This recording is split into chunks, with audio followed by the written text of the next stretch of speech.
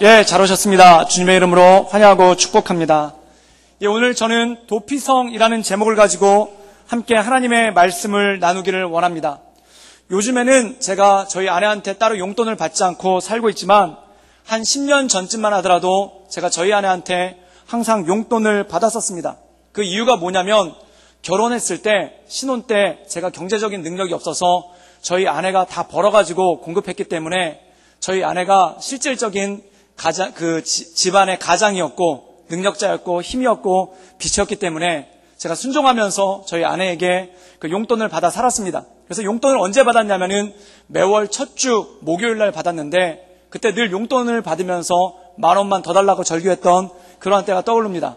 그런데 이 용돈을 받다 보니까 어떠한 일들이 생기냐면은 수요일 저녁만 되면은 빈곤해지는 거예요. 매월 첫째 주 수요일 날은 아주 극심한 빈곤이 찾아옵니다.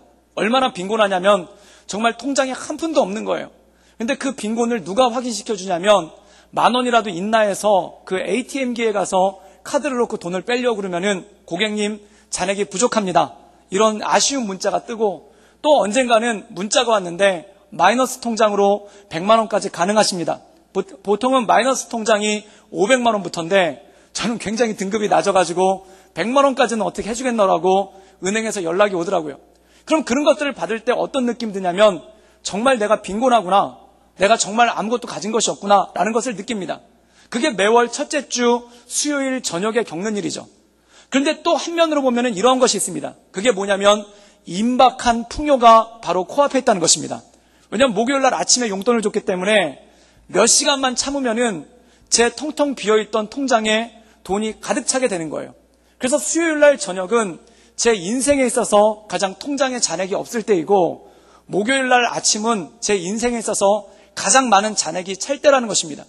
그럼 이 수요일 날 저녁을 보내면서 어떤 생각을 하는가? 두 가지가 있는 것이요. 그게 뭐냐면 현실적인 절대적 빈곤, 그 다음에 또 하나가 뭐냐면 내일이면은 통장이 차게 되리라는 소망과 기대, 이 두 개가 언제나 공존하는 저녁이 된다라는 것입니다. 그런데 중요한 것이 있습니다. 지금 현실은 통장에 잔액이 없는데, 잔고가 없는데 내 아내가 이걸 채워줄 것을 어떻게 하는가? 내 아내의 됨됨이와 성품을 묵상해 보면은 그것을 알 수가 있겠죠. 제 아내는 어떤 분이신가? 첫째, 용돈을 주는 것을 잊지 않는 지혜로운 분입니다. 또한 제 아내는 치사에게 용돈을 가지고 저를 협박하지 않는 자비로운 분입니다. 또 마지막으로 제 아내는 저를 사랑하는 분이죠. 그래서 그분을 묵상할 때 그분의 선하심과 지혜로우심과 사랑하심을 깨닫게 되면은 내일 아침에는 반드시 용돈을 주겠구나, 이것을 마음 가운데 확신하고 수요일 저녁에 절대 빈곤 때문에 힘들어하는 것이 아니라 다가올 축복으로 인해서 마음 가운데 기대를 가지고 살 수가 있다는 것이죠. 이스라엘 백성들도 마찬가지라는 것입니다. 이 이스라엘 백성들이 광야에서 살고 있는데 광야는 어떤 것입니까? 첫째, 빈곤한 곳입니다. 먹을 것도 없고 마실 물도 없고 더구나 살 집도 없습니다. 아무것도 없는 절대적인 빈곤이 있는 곳이 바로 그것이죠. 그런데 이 광야를 다른 측면에서 바라보면 어떤 것을 알 수가 있냐면 바로 임박한 축복이 있다는 것입니다. 왜냐하면 광야를 지나서 이 광야를 통과해서 가나안 땅으로 들어가면 젖과 꿀이 흐르는 하나님의 축복이 그 안에 기다리고 있기 때문에 그렇다는 것이죠. 전에 저희 동네에서 어렸을 때 저희 옆집이 허물고 새 집을 졌습니다. 그때 제 친구가 옆집에 살고 있었는데 그 집을 허무니까 어디 살았냐면은 옆에 있는 조그만 판잣집에서 살았습니다. 그런데 그 판잣집이 그 아이의 삶은 판잣집에 불과하지만 그 아이의 집이 새로 지어지고 있기 때문에 그 판잣집이 현실이 아니라 앞으로 지어질 좋은 2층 집이 그 아이에게 기다리고 있는 축복이라는 것이죠. 마치 이 이스라엘 백성들이 그것과 똑같다는 것입니다. 광야에 살고 있는 것이 그들에게 있어서 절대적인 빈곤이 아니라 하나님의 임박한 축복이 그 안에 있다는 것이죠. 그렇다면 하나님의 축복이 임박하다는 것을 어떻게 알 수 있습니까? 하나님의 말씀을 묵상하고 그 말씀 가운데 나갈 때 그것을 알 수가 있다는 것이죠. 하나님은 어떤 분이신가? 우리를 인도하시는 분이다. 하나님은 어떤 분이신가? 변치 않으시는 분이다. 하나님은 어떤 분이신가? 우리를 사랑하는 분이다. 그 하나님에 대해서 알고 깨달을 때 비록 광야에 살고 있지만 이제 나에게 곧 복이 주어지겠구나. 하나님께서 나에게 임박한 복을 주시겠구나라는 그 평안함과 자유함 가운데 살 수가 있다라는 것입니다. 그래서 성경에서 말하고 있는 진정한 복 있는 사람은 어떤 사람이냐면 현실이 풍족한 사람, 또한 현실이 좋은 사람이 아니라 하나님의 말씀을 묵상하며 그 말씀 가운데 나가는 사람인 줄 믿습니다. 그래서 시편 말씀에 보면은 복 있는 사람은 여호와의 말씀을 즐거워하여 그 말씀을 주야로 묵상하는 자로다. 왜 그에게 복이 있는가? 그 말씀을 통해 하나님이 어떤 분임을 깨달아 알 수 있기 때문에 그렇다는 것이죠. 사랑하는 여러분, 저는 여기 계신 모든 성도님들에게 하나님께서 복 주시고 날마다 하나님의 은혜 가운데 거할 수 있기를 주님의 이름으로 축원합니다. 비록 지금은 빈약하지만, 지금은 아무것도 가지고 있는 것이 없지만 그 하나님의 복을 바라며 그 하나님의 은혜 가운데 거할 수 있는 이유가 무엇인가? 그분이 누구인지를 알고 그것을 묵상하며 나가기 때문에 그렇다는 것입니다.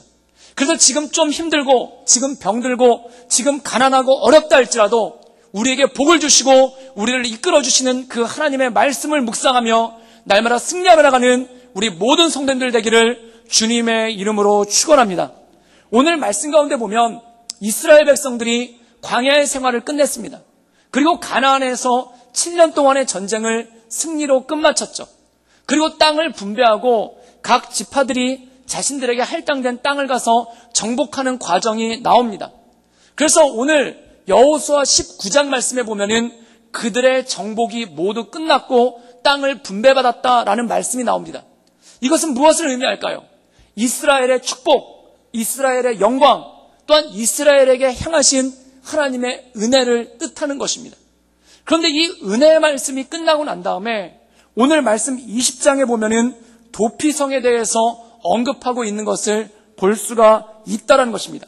그럼 이 도피성을 통해서 우리에게 주시는 메시지는 무엇이겠습니까? 이 도피성은 오늘 우리가 함께 나눈 여호수아서 20장에만 나오는 것이 아니라 민수기에도 한번 나오고, 또한 신명기, 이 구약의 율법 중에 가장 중요한 것만을 모아서 신신당부하면서 명령한 성경인 신명기에 나오는 것이 바로 이 도피성에 관한 규례라는 것입니다. 그럼 이 도피성의 규례를 통해서, 이 도피성을 우리에게 명령하신 그 하나님의 말씀을 통해 우리가 하나님의 은혜 가운데 나가는 귀한 시간 되기를 주님의 이름으로 축원합니다. 우리 함께 여호수아 20장 1절에서 3절까지의 말씀을 함께 읽도록 하겠습니다. 우리 다 같이 읽겠습니다. 여호와께서 여호수아에게 말씀하여 이르시되 이스라엘 자손에게 말하여 이르기를 내가 모세를 통하여 너희에게 말한 도피성들을 너희를 위해 정하여 부지 중에 실수로 사람이 죽인 자를 그리로 도망하게 하라. 이는 너희를 위해 피의 보복자가 피를 고시니라. 아멘. 오늘 말씀 가운데 보면은 19장에 20장 이전에 있는 19장은 어떻게 끝을 내는가? 이에 땅을 나누는 일을 마쳤더라 라는 말씀으로 끝납니다. 이것은 무엇일까요? 가나안 땅을 정복하고 그 땅을 지파별로 분배받았습니다. 그리고 각 지파마다 그 땅을 각 가문들에게 개인들에게 분배하는 것이 완전히 끝났다는 것입니다. 그럼 이것은 무엇을 의미하겠습니까? 이스라엘의 축복, 이스라엘의 영광, 이스라엘을 향하신 하나님의 은혜에 관한 말씀이 이 말씀이라는 것입니다.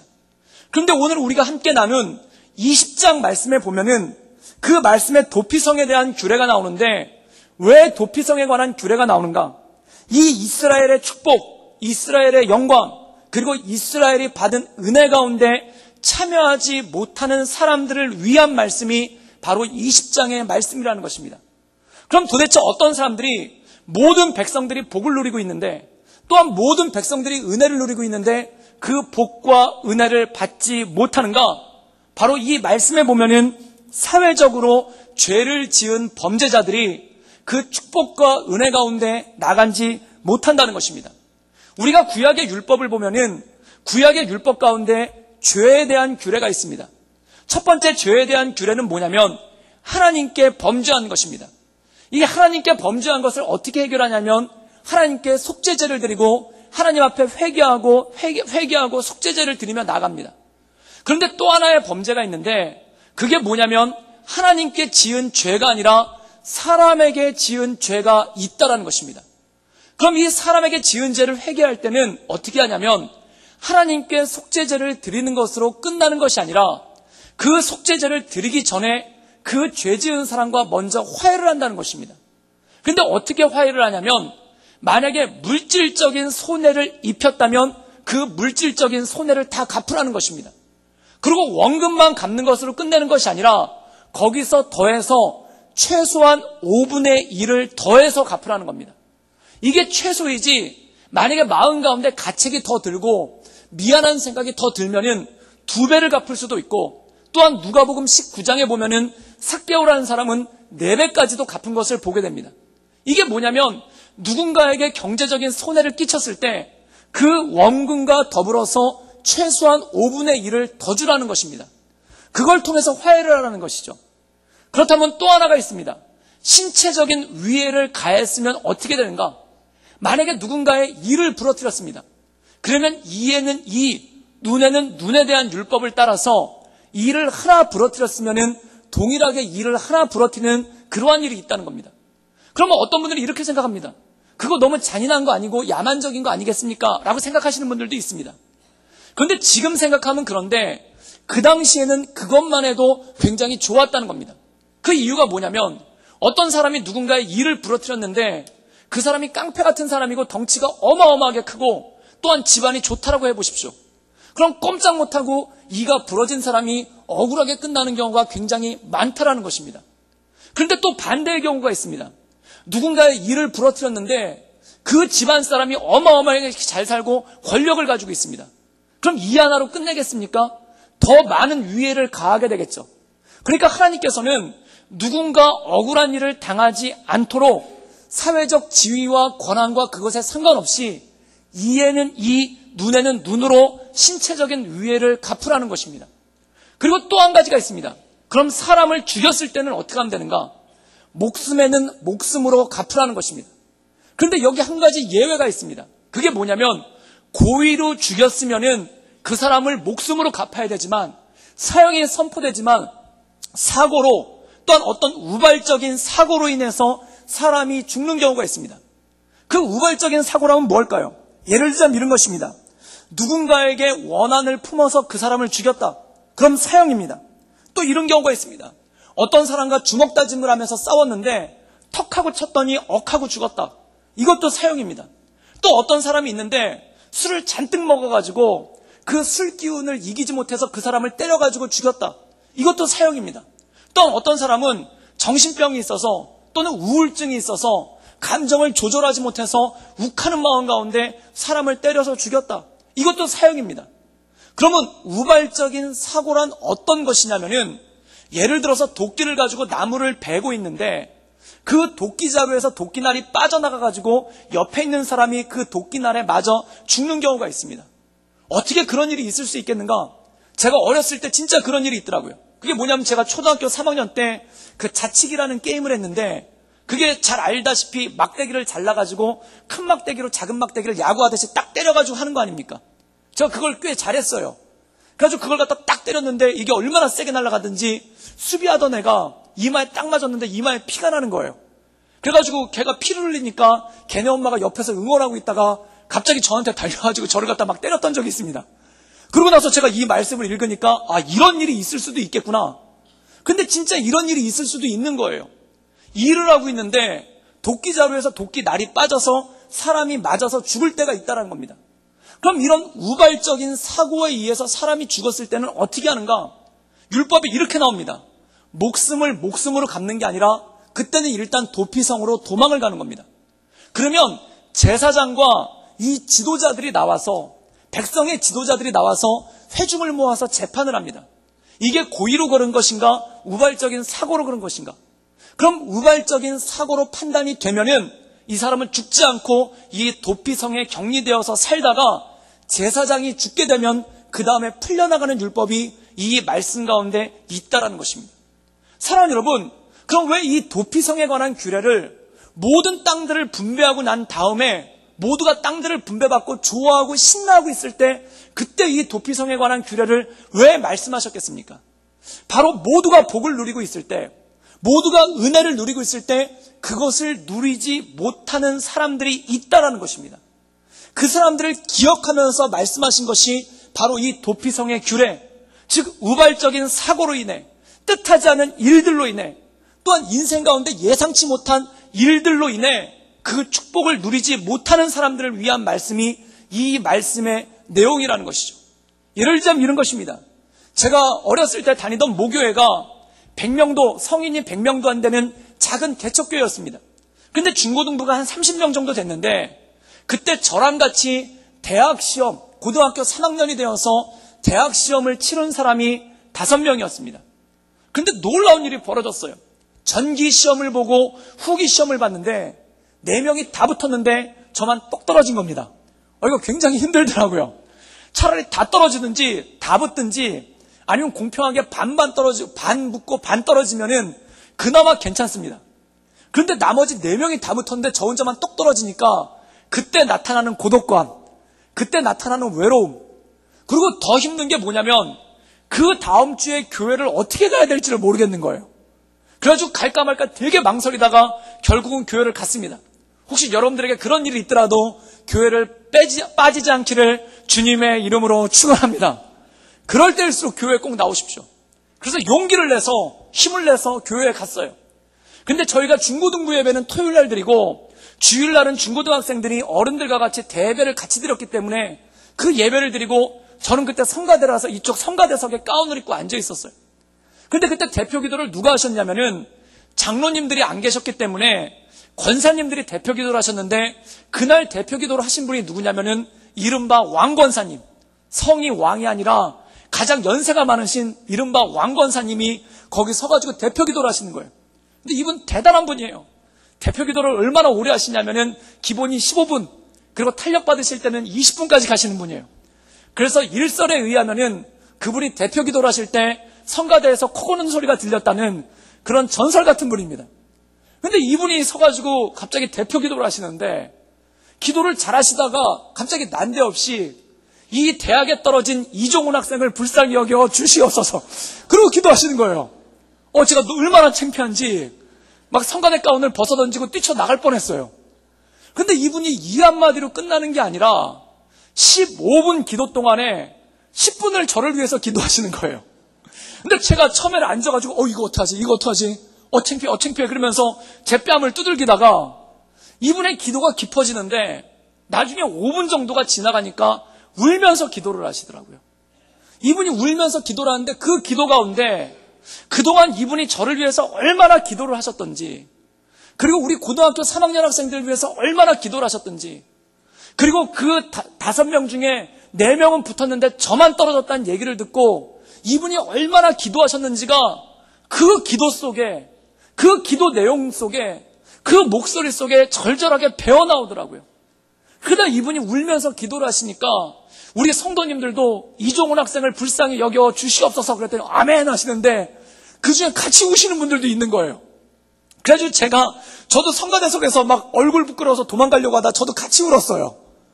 근데 왜 같이 울었냐면 그게 너무 고마운 거예요.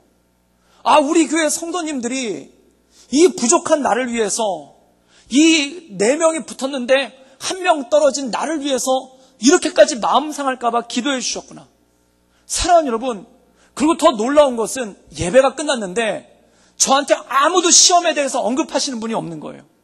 아무도 시험에 대해서 얘기하시는 분들이 없는 거예요. 왜 그럴까요? 제가 부끄러울까봐, 제가 민망할까봐, 제가 할 말이 없을까봐 단지 엎드려 기도만 하셨고, 그 기도가 대표 기도 가운데 묻어나오고 그 기도가 대표 기도 가운데 아멘하는 소리를 통해서, 회답하는 소리를 통해서 나타난 거예요. 사랑하는 여러분, 교회는 어떤 곳인가? 마음이 상한 자, 마음이 슬픈 자, 마음이 무너진 자가 와서 위로받는 것이 교회인 줄 믿습니다.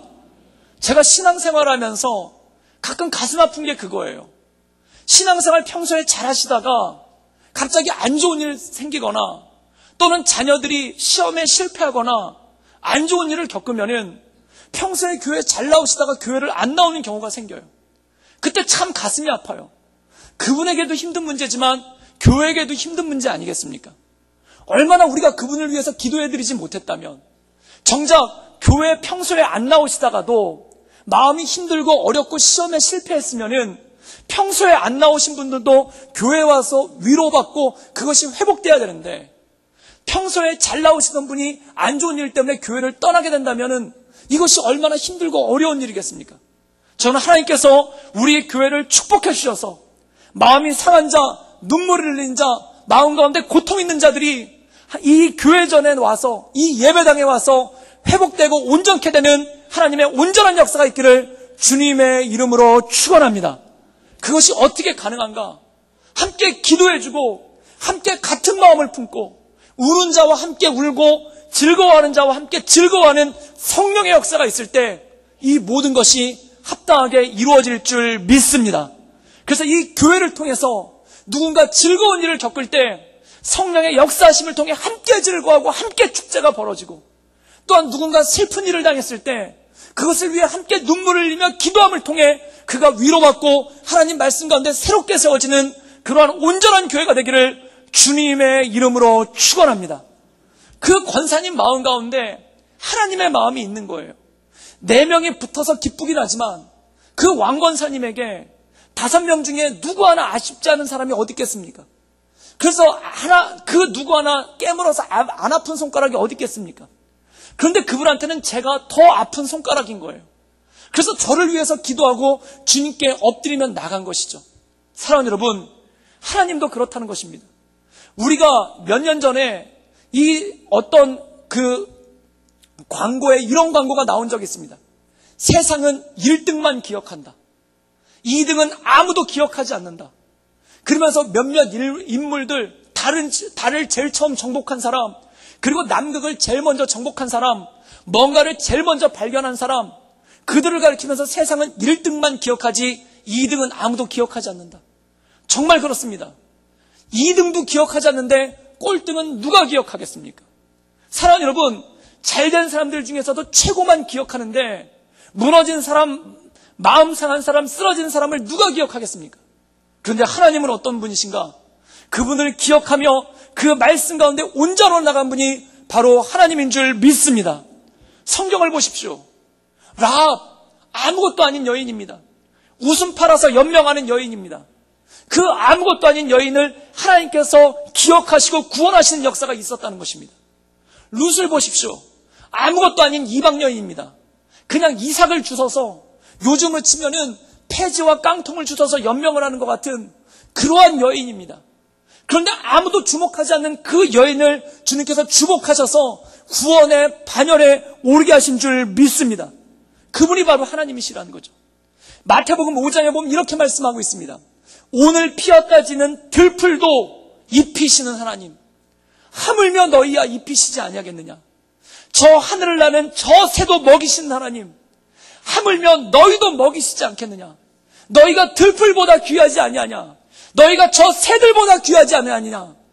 우리를 귀하게 여기시고 우리를 붙잡아 주시는 그 하나님의 은혜 가운데 위로받고 승리하며 나갈 수 있기를 주님의 이름으로 축원합니다. 그것이 하나님의 말씀이라는 겁니다. 이사야서에 보면 이렇게 말씀하고 있습니다. 상한 갈 때도 꺾지 아니하시며 꺼져가는 등불도 끄지 않으시는 하나님. 여러분, 갈대는 약한 것입니다.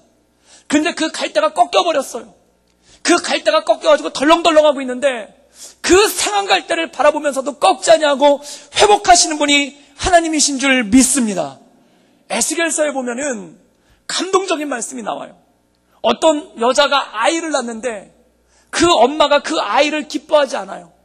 그래서 그 핏덩어리 아이를 몸을 씻기지도 않고 몸을 정결하지도 않고 온몸에 핏덩어리가 묻어있는 그 아이를 탯줄도 떨어지지 않았는데 그 아이를 들판에다 버린 거예요. 그래서 그 아이가 손에 자기 핏덩이를 쥐고 손에 자기 탯줄을 쥐고 울부짖으면서 죽어가고 있습니다. 그때 하나님께서 그 아이에게 빛을 비치면서 뭐라고 하냐면 너는 핏덩이라도 살아라. 너는 핏덩이라도 살아라. 그러면서 그를 구원하시고 그의 영광의 빛을 비춰주신다는 겁니다. 내 엄마는 너를 버렸지만 내 하나님 여호와는 우리를 영접하실 줄 믿습니다. 그것이 바로 하나님이라는 겁니다. 제가 몇 년 전에 먼절교회를 섬길 때 산부인과로 신방을 간 적이 있습니다. 저희 성도들 가운데 하나가 아기를 낳으셔가지고 산부인과로 신방을 갔는데 그 산부인과에 봤더니 산부인과에 가면 정말 기쁨과 환호성이 넘치지 않습니까? 분만실에서 아기들이 나올 때마다 그 아기를 보려고 엄마 아빠가 그 안에 있고 그 다음에 아빠가 그걸로 눈물을 흘리고 카메라를 가지고 아기들을 찍고 할머니 할아버지가 그 감격에 겨워서 기뻐하는 모습, 그게 산부인과의 모습 아닙니까? 그런데 그 산부인과 신생아실에 있는 어떤 의사 선생님이 저한테 이런 말씀을 하시는 거예요. 목사님, 저기 아기 하나가 있는데 저 아기를 위해서 기도해 주세요. 그런데 그 신생아실에 보니까 유리병 너머로 보니까 아이가 20명이 있는데 그 중에 구석에 있는 한 아이를 가리키면서 저 아이를 위해서 기도해 달라는 거예요. 그래서 왜요? 라고 여쭤봤더니 그분이 이런 얘기를 하시는 거예요. 저 아이는 10대 미혼모가 난 아이입니다. 그런데 그 엄마가 저 아이를 기뻐하지 않아서 입양시설로 보내달라고 얘기를 하고 아기를 낳는데 젖을 한번 물리지도 않고 그리고 아이 얼굴도 쳐다보지 않고 그냥 퇴원해버렸다는 거예요. 그래서 그 아이가 혼자 그 신생아실에 누워있는데 아무도 그 아이를 보러 오는 사람도 없고 아무도 그 아이를 반가워하는 사람도 없고 아무도 그 아이를 기뻐하지도 않는 거예요. 그때 제가 그 아이를 보면서 가슴이 아파서 이 에스겔서의 말씀을 가지고 그 아이를 축복하며 기도했습니다. 상한 갈 때도 꺾지 아니하시며 꺼져가는 등불도 끄지 않으시며 너는 피투성이라도 살라 하신 말, 하나님 저 아이를 붙잡아 주시옵소서. 좋은 사람들 만날 수 있도록 주님 도와 주시옵소서. 사랑하는 여러분, 하나님이 그런 분이라는 것입니다. 피투성이가 된 아이를, 부모도 기뻐하지 않는 아이를, 아무도 환영하지 않는 그 아이를 바라보시며 기뻐하시고 좋았더라 말씀하신 하나님, 오늘 피었다 지는 그 들풀도 돌보신 하나님, 그 하나님께서 우리를 어찌 지키시지 않았겠습니까? 그래서 시편 말씀에 이렇게 말씀하고 있습니다. 내가 너를 머리털까지 세신 바 되었다. 내가 너를 눈동자와 같이 지킨다. 사랑하는 여러분, 우리를 지키시고 인도하시는 그 하나님의 은혜 가운데 날마다 승리하며 나갈 수 있기를 주님의 이름으로 축원합니다. 여러분에게 아무것도 가진 것이 없어서 정말 핏덩이만 쥐고 울부짖는 어린아이와 같을지라도 너는 핏덩이라도 살라, 너는 피투성이라도 살라 하신 그 하나님의 말씀 가운데 회복되고 일어나는 놀라운 역사가 있기를 주님의 이름으로 축원합니다. 그것이 바로 이 말씀이라는 것이죠. 우리 함께 여호수아 20장 4절부터 5절까지의 말씀을 읽겠습니다. 우리 다 같이 읽겠습니다.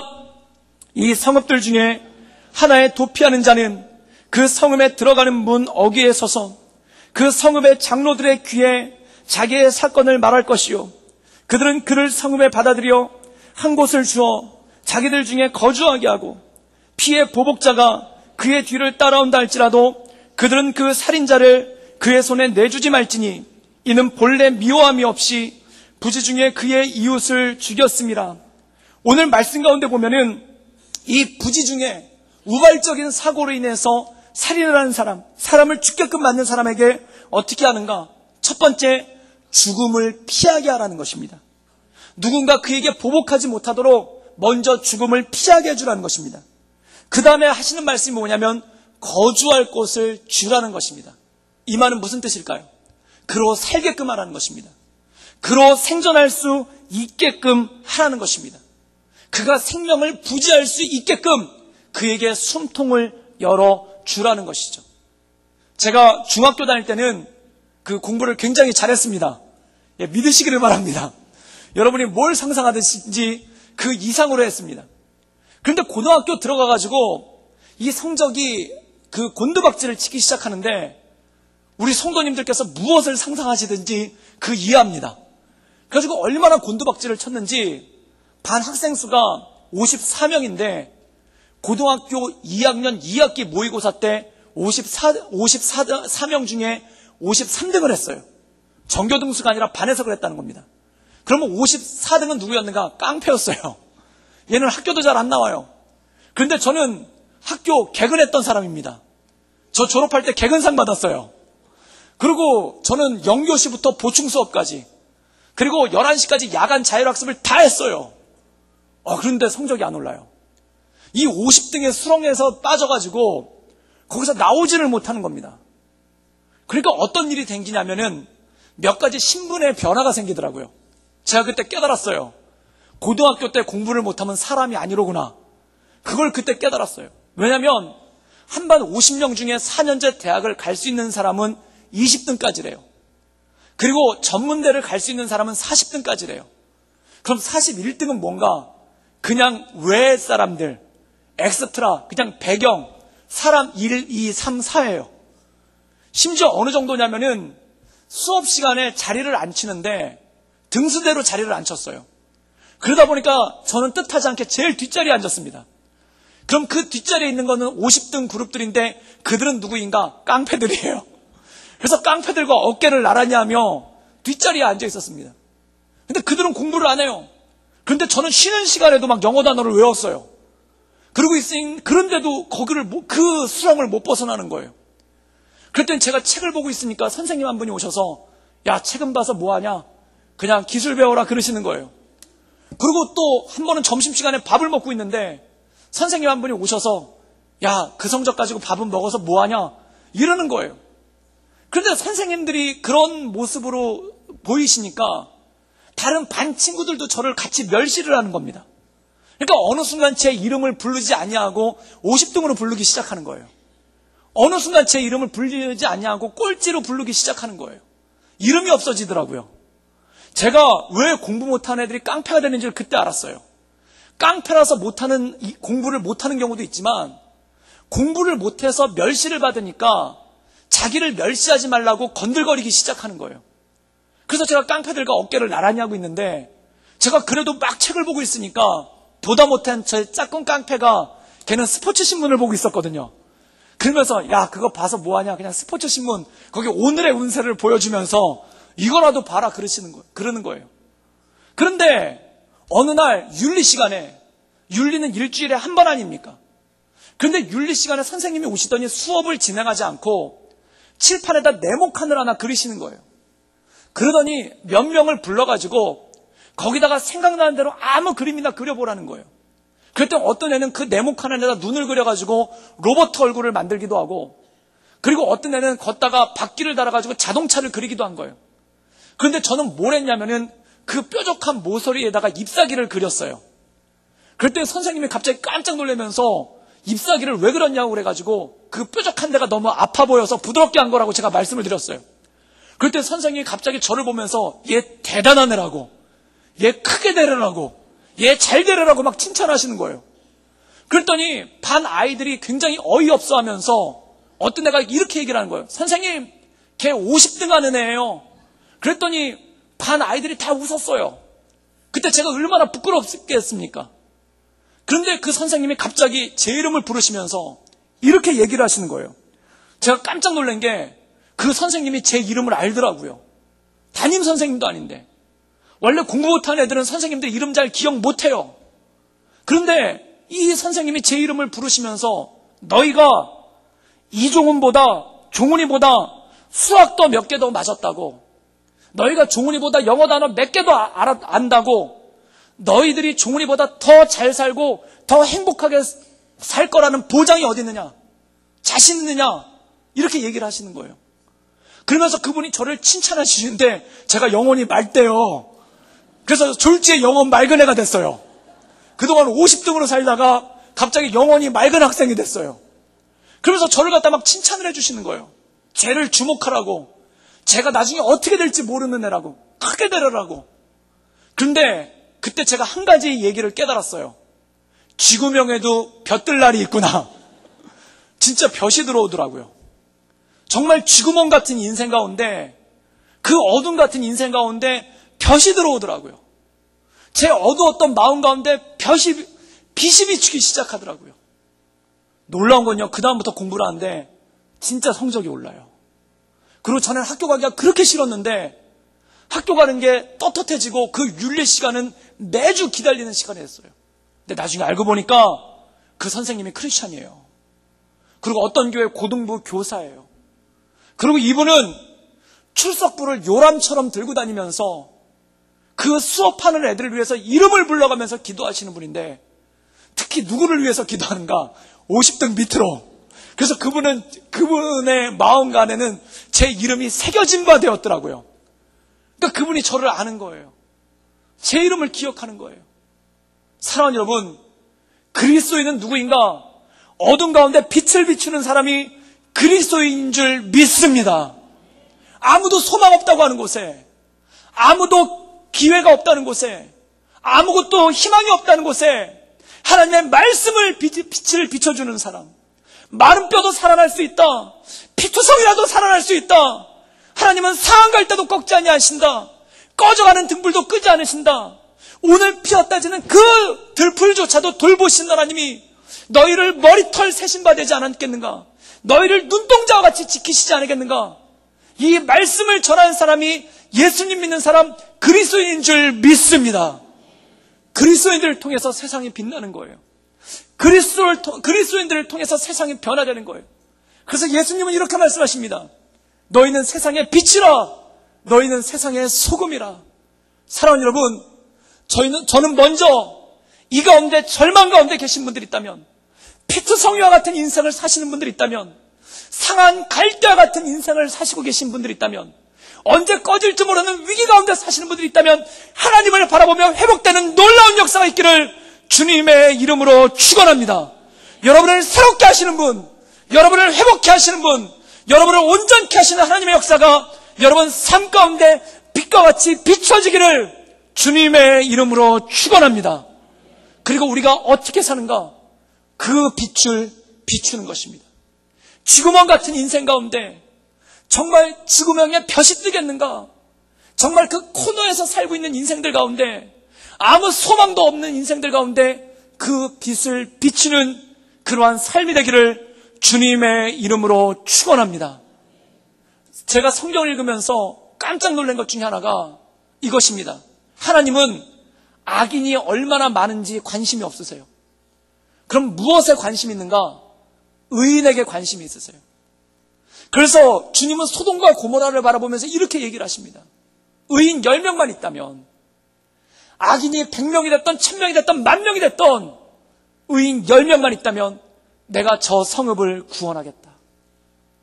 저는 그걸 보면서 깜짝 놀랐습니다.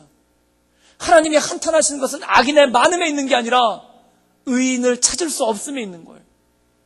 그럼 우리가 이 나라와 민족을 살리려면 어떻게 해야 되겠습니까?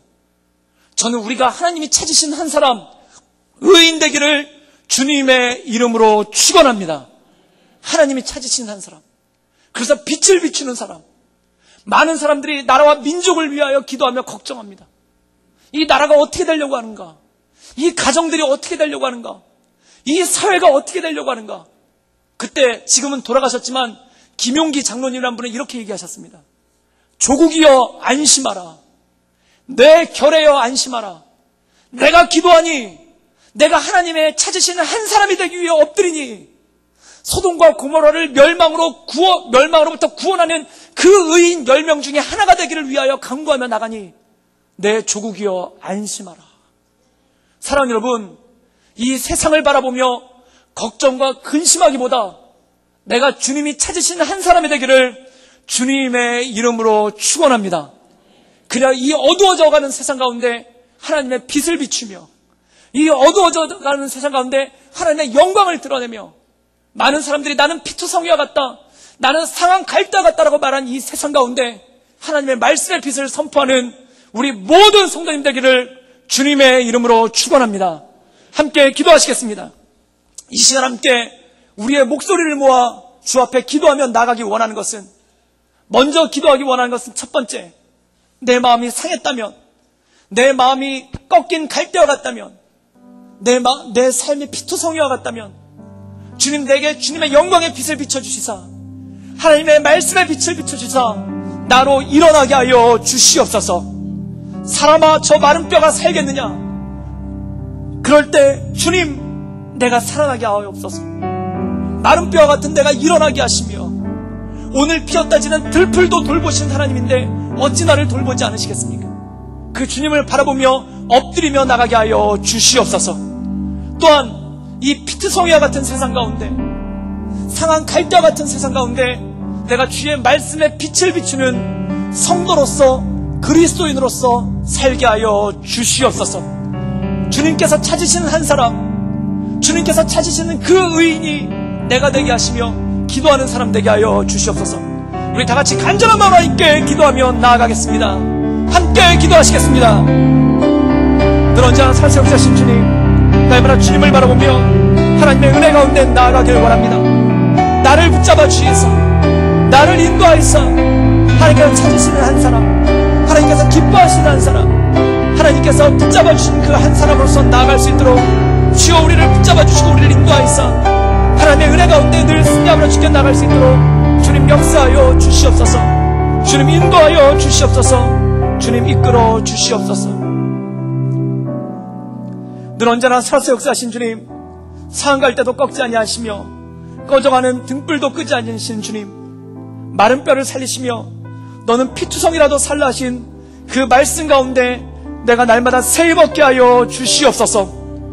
또한 하나님, 이 무너져가는 세상 가운데, 하나님 이 피투성이가 돼가는 세상 가운데 내가 주의 말씀을 전하며 주의 말씀 가운데 주의 인도하신 가운데 온전함으로 나가며 이 말씀의 빛을 비추게 하여 주시옵소서. 주님께 몰고 부탁드리오며 살아서 역사하시는 주 예수 그리스도의 이름으로 감사하며 기도드리옵나이다. 아멘.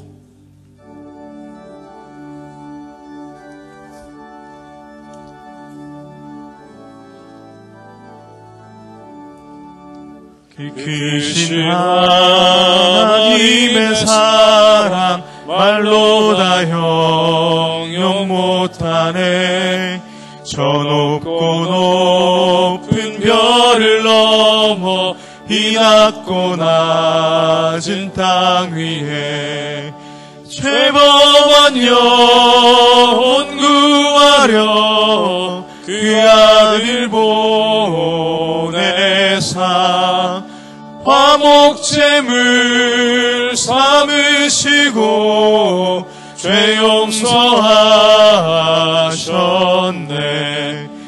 하나님 크신 사랑은 측량 못하네. 영원히 변치 않는 사랑 성도여 찬양하세.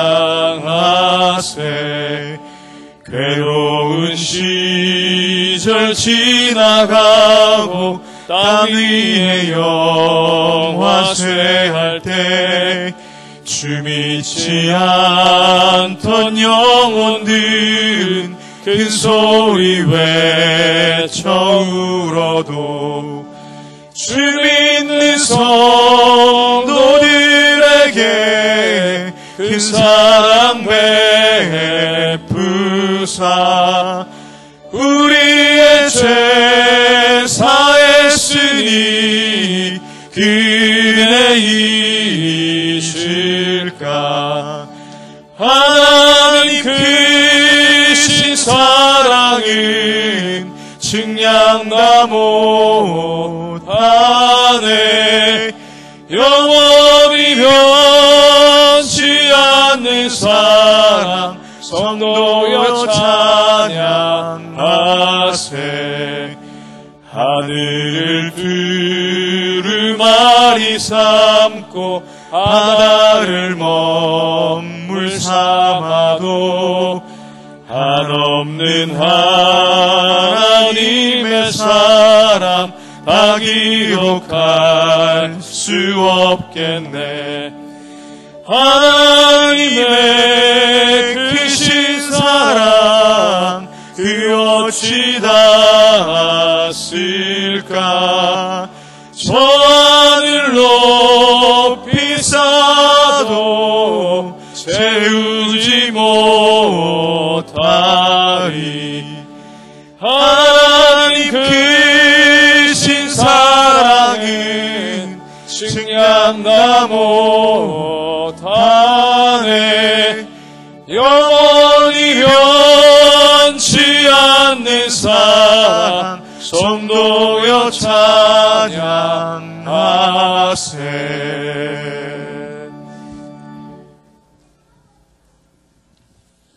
하나님 감사합니다. 상한 갈대와 같은 우리를, 또한 꺼져가는 등불과 같은 우리를 붙잡아 주셔서 다시 회복되게 하시며 일어나게 하시는 그 주님을 찬양합니다. 그 은혜 감사하여 주 앞에 귀한 예물 드렸습니다. 이 예물을 드린 모든 손길들 위해 하나님의 크신 은혜와 은총을 더하여 주시옵소서.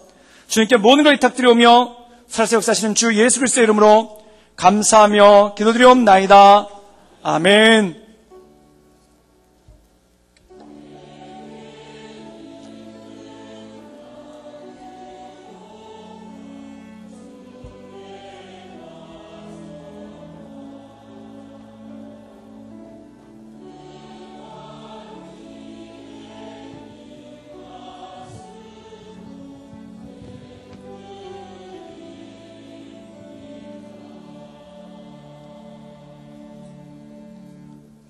할렐루야.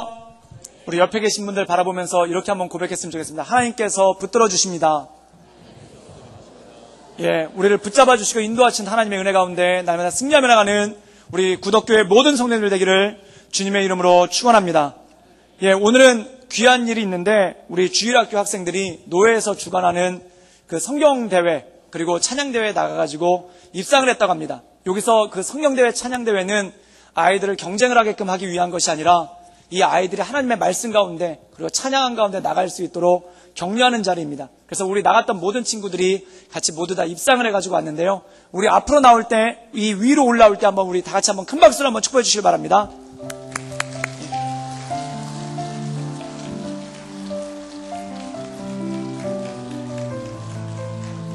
교육부 장로 김지웅입니다. 김지웅 장로입니다. 제가 진행을 맡았습니다. 요즘 교회들마다 교회 학교가 없어지는 교회도 있고 교회 교육을 하기가 굉장히 힘든 시기입니다. 그런데 우리 구두교회가 참으로 희망적인 것은 영유아부터 유치부, 초등 1부, 초등 2부 그러니까 초등학생들까지가 우리 교회에 현재 출석하는 인원이 약 130명 정도 됩니다. 그래서 굉장히 앞으로도 희망적인 교회가 되지 않겠나 그런 생각을 합니다. 어제 부산노회 교회학교 아동부 연합회가 주최한 어린이 대회에서 입상한 어린이들입니다. 입상 부분에서는 성경고사가 있었고요. 독창이 있고 또 그리기가 있고 구연동화가 있었습니다. 순서대로 상을 수여하겠습니다.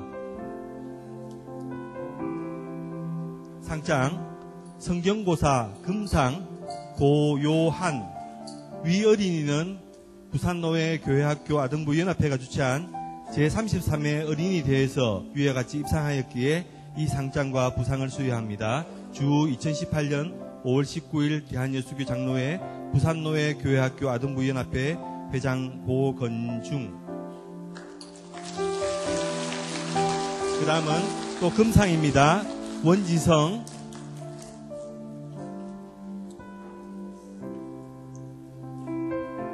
그 다음 은상 임주원, 동상 조예준, 장려상입니다. 6학년의 박찬호, 신은민, 김무원,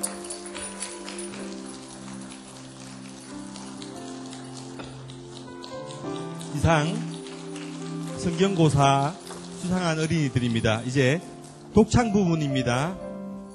독창의 상장 수여하겠습니다. 독창의 은상 고예준, 내온 같습니다. 그 다음 동상 강동균,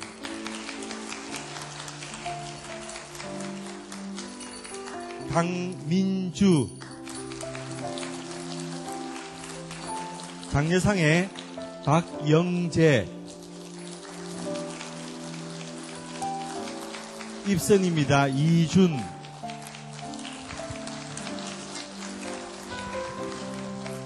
이제 그리기 부분입니다. 그리기 은상입니다. 이강희, 내용 같습니다. 그 다음에 장려상의 박주환, 구연동화 부분입니다. 상장의 구연동화 장려상 박세벽, 내용 같습니다. 또 여기에 저희 교회가 수고했다고 교회 종합상의 상장을 받았습니다. 상 받는 대표로서는 초등 2부 김성호 집사님 나오시겠습니다.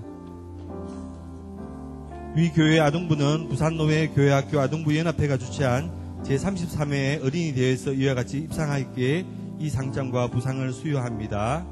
주 2018년 5월 19일 부산예수교 대한예수교 장로회 부산노회 교회학교 아동부 연합회 회장 고건중.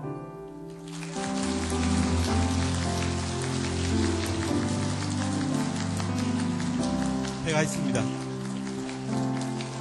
우리 다시 한번 큰 박수로 한번 축복해 주시기 바랍니다. 네, 우리 어린이들이 앞에 나왔는데요. 우리 어린이들 바라보면서 잠깐 좀 축복하고 기도했으면 좋겠습니다. 이 아이들이 단지 상을 받은 것, 이것이 의미가 있는 게 아니라 이것을 준비하면서 하나님의 말씀을 공부하고, 또한 이것을 준비하면서 하나님을 찬양하고, 또한 이것을 준비하면서 하나님께로 더 한 걸음 한 걸음 나가려고 노력하고 애쓴 그 모습들이 얼마나 귀하고 아름다운지 모르겠습니다. 그래서 이 아이들 가운데 하나님의 은혜를 더해주셔서 그들이 암송했던 말씀, 또한 함께 찬양했던 것들, 또한 하나님 앞에 올려드렸던 그 모든 것들이 이들의 마음 가운데 깊이 박혀서 30배, 60배, 100배의 결실을 맺는 우리 믿음의 자녀들로 살아갈 수 있도록, 자라날 수 있도록 주님 축복하여 주시옵소서. 우리 함께 손 내밀어 우리 아이들 축복하며 나가길 원합니다. 함께 기도하겠습니다. 늘 언제나 살수 역사하신 주님, 날마다 주를 바라보며 하나님의 은혜 가운데 나아가길 원하오니 주님 이끌어 주시고 주님 역사하시며